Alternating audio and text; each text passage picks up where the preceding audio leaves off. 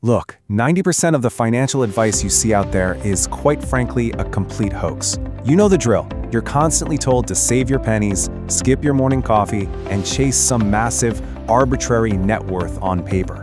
But today, we're tossing all that fluff right out the window.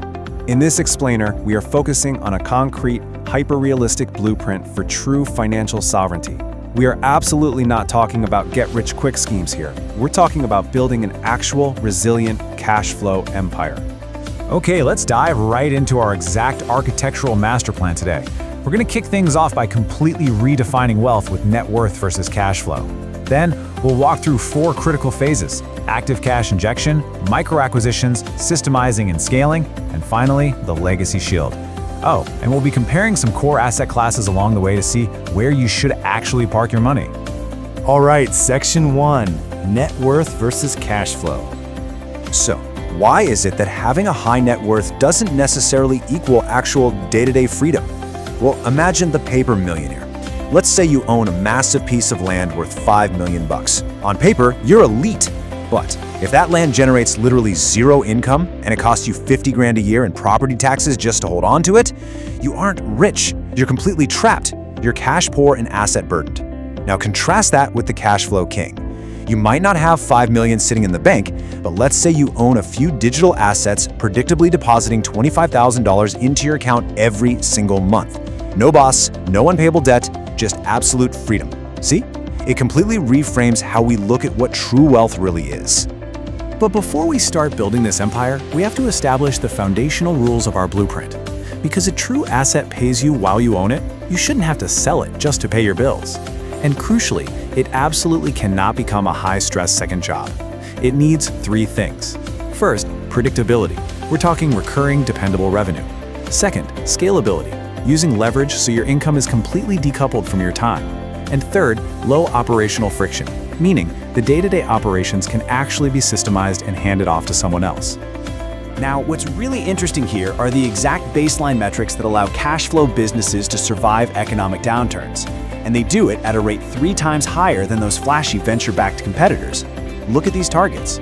Gross margins absolutely need to be greater than 60% to give you a solid buffer against inflation. Your churn rate?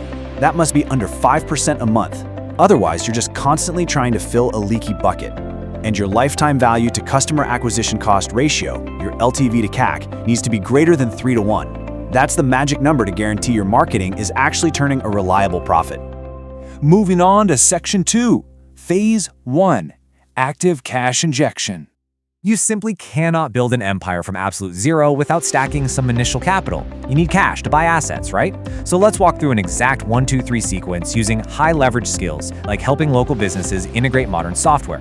First up, the audit phase. You find a local business running on, literal paper notebooks, and you identify their bottlenecks. Second, the infrastructure build. You go in and set up automated invoicing and scheduling for them, stuff that feels like magic to them. Third, the retainer lock-in. You transition them to an ongoing monthly optimization fee. If you do this for just 5 clients, you can easily generate a predictable $5,000 monthly retainer. So the absolutely crucial point here is what you actually do with that active income. The rule is you do not change your lifestyle. Seriously, you must ruthlessly save that extra cash until you hit what we call the velocity number. That means having $25,000 to $50,000 in pure liquid capital with zero personal debt holding you back. This number is your bridge. The second you hit it, you pivot immediately to the next phase. Which brings us to section 3, phase 2, micro acquisitions. Here is where things get really fun. We're introducing the concept of buying existing, profitable businesses instead of risking the brutal 90% failure rate of starting something from scratch. 33%. That is a massive cash-on-cash annual return. Let's do the math real quick. Micro-assets, like niche websites or simple subscription software, often sell for about 3 times their annual net profit. So if you find an asset making $1,500 a month, that's $18,000 a year. At a 3x multiple, the purchase price is 54 grand. Spending $54,000 to make $18,000 every single year, that yields an incredible 33% return. Compare that to the standard 8% you might get in the stock market. It's a no-brainer. And this brilliantly illustrates the power of seller financing, which lets you acquire that exact asset without even paying the full price up front. You offer, say, $30,000 down, straight from your velocity number savings, and you negotiate to pay the rest over time directly from the business's own profits. On day one, the asset makes $1,500 a month. You pay the seller $1,000 a month for the note, leaving you with $500 of net cash flow in your pocket. But watch what happens in month 25. The note is paid off and bam, your cash flow instantly jumps to that full $1,500 a month. All right, Section 4, Asset Classes Compared. As your capital grows, you've got to know exactly where to place it based on your risk tolerance and your operational capacity. Let's break these down. Micro SaaS, those are small software tools, and niche content offer incredibly high cash yields, sometimes up to 50%. The capital required is low, but they do take some specialized tech effort. On the completely opposite end, you have commercial real estate. It requires heavy capital and yields maybe 6 to 10%, but the operational effort is extremely low. So the ultimate strategy here is what we call asset migration. You generate massive amounts of cash quickly with high-yield digital assets, and then you funnel those profits right into ultra-stable, boring physical assets to lock in your wealth safely. Section 5, Phase 3, Systemize and Scale. Now, as you acquire more of these assets, a really massive danger emerges. It's called the operator's trap. This is where founders accidentally build themselves a highly stressful 14-hour-a-day job instead of achieving true leverage.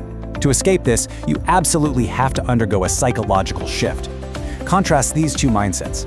The stressed-out operator is always in the weeds asking, how do I fix this problem? But the strategic chairman, they step back and ask, who or what system can fix this problem without my involvement? You have to elevate yourself. Your focus needs to be strictly on capital allocation, not putting out daily operational fires.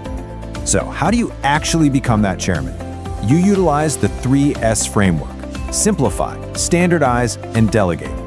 By creating incredibly strict standard operating procedures, basically detailed guides on exactly how every task should be done, you can effectively hand off the entire day-to-day operation. You give it to automated software tools or fractional managers overseas. Once that's done, your only job becomes reviewing the high-level financial dashboard over your morning coffee. Finally, Section 6, Phase 4, the Legacy Shield. Let's see how this all builds up to the top level. Once your passive cash flow exceeds your lifestyle costs, it is time to protect your new empire from the two biggest threats out there: taxes and lawsuits. Establishing a holding company structure builds a literally bulletproof corporate architecture. This holding company sits right at the very top of your pyramid. It doesn't sell anything to consumers. It simply owns the shares of your operating businesses. If one of your digital assets gets sued, the liability stops dead at that specific subsidiary. They can't touch your holding company, and they sure can't touch your personal bank accounts. You effectively own nothing in your personal name, but you control absolutely everything. It's brilliant. To bring this all together, let's summarize the entire explainer into a highly actionable 24-month roadmap. Months 1 through 6, you focus heavily on active cash generation to build up that capital runway. Months 7 to 12, you secure your very first acquisition using seller financing. Months 13 to 18, we enter the optimization phase, applying that 3S framework to delegate the operations. And finally, months 19 to 24, the flywheel effect kicks in. You acquire your second and third assets, rolling those profits straight upward into your holding company. This is a clear mathematical sequence, and it is entirely possible to start executing it today. Before we wrap up, let's just reiterate the core thesis of this entire blueprint. As the saying goes, wealth doesn't pay your rent, net worth doesn't buy your groceries, cash flow does. Absolute financial sovereignty relies entirely on liquidity. It relies on systems that predictably deposit real money into your account, officially decoupling your time from your income. So I want to leave you with one provocative question today to really inspire some action. What is your exact target monthly cash flow number to achieve absolute financial sovereignty? Seriously, figure out that number today. Stop chasing speculative trends, stop staring at volatile crypto charts hoping for a miracle, and start building your cash flow empire. Focus on hitting consistent singles and doubles with predictable assets, and just let the mathematics of leverage compound over time. You've got this.